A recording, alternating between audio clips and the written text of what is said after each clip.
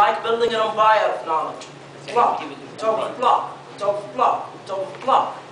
And the more you read, the higher your empire will be. Is it easy to find time to read? Raise your hand if you have ever bought a book and never read it. We plan to read. We buy the bestsellers book. And what do? We store them for the next generation. Mr. Contest, Chair, fellow Toastmaster, respected judges, and all those who wish to build an empire of knowledge. Good evening. Good evening. By the time you leave, you will learn an easy technique to find a tremendous amount of time in your busy schedule to do the thing that you want to do, not just the thing that you wish to do. So you can read and build your empire of knowledge. Have you ever sat with a wise man? Do you remember how wisely he spoke? Imagine yourself sitting with me in one of the oldest houses in Riyadh, visiting my father's old Egyptian mason friend. You would have seen a clean business suit hanging on a rusty old nail and heard the dripping water leaking from the broken pipe,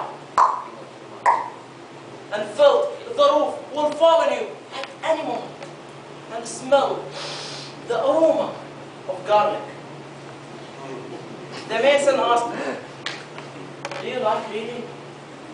I said, "Yes, I love reading, but I don't have time even to scratch my head in King Saud University." He said, "But if you want to excel in your life, you have to read, and read, and read a lot." I said, "But I'm still a freshman student. Probably when I'll graduate, I'll have more time to read."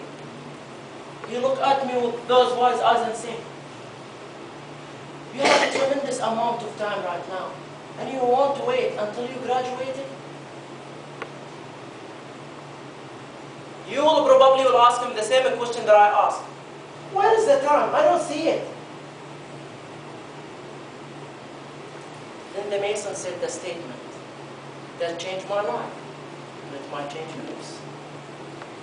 Your waiting time should not be a wasted time.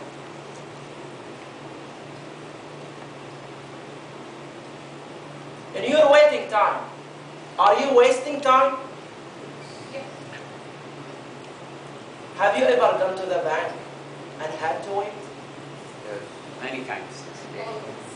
This is what he asked me. "What are you doing when you go to the bank, to the barber, or even to traditional bakery?" I said, "Waiting my turn." He said, "This is exactly what I'm talking about. When you're waiting your turn without doing anything beneficial, this is called a wasted time. And that wasted time translates from minute to hours, and from hours to days per month. So you should read in the time you spend waiting. Look at me, for instance. While I'm waiting my mason crew to get up in my pickup, I read until the last mason.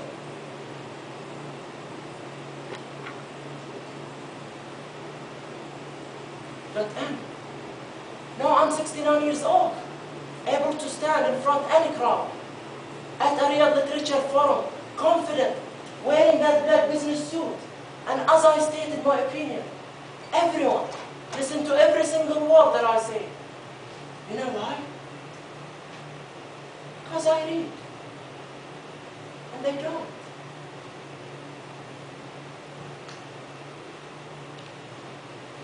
Which one are you?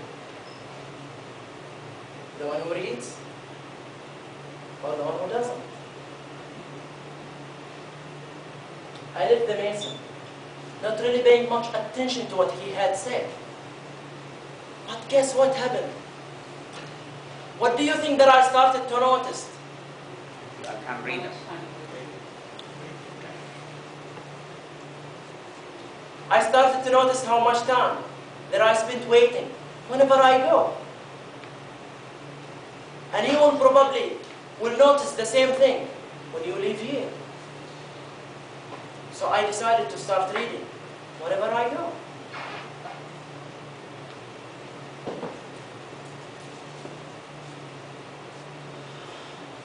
13 years from that, let's say.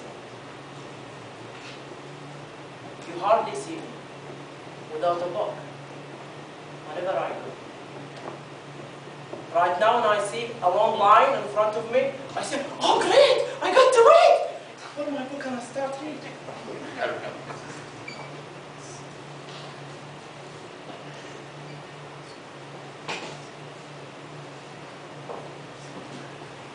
Can I have a cheeseburger and one French fries, please? You see? Does not mean that I have to wait. I have to waste. Let me wrap up this message to you. If you will not read during the waiting time, waiting the perfect moment to come, you will store your bestsellers book for the next generation. And you will feel bored, frustrated, and shocked by the number of wasted years. But if you read during the waiting time, people will see you as a mobile library. They will crave your advice and consultation because you built block on top of block, on top of block, on top of block, which build your empire of knowledge higher. And remember what the Mason said. Your waiting time should not be a wasted time. Back to you.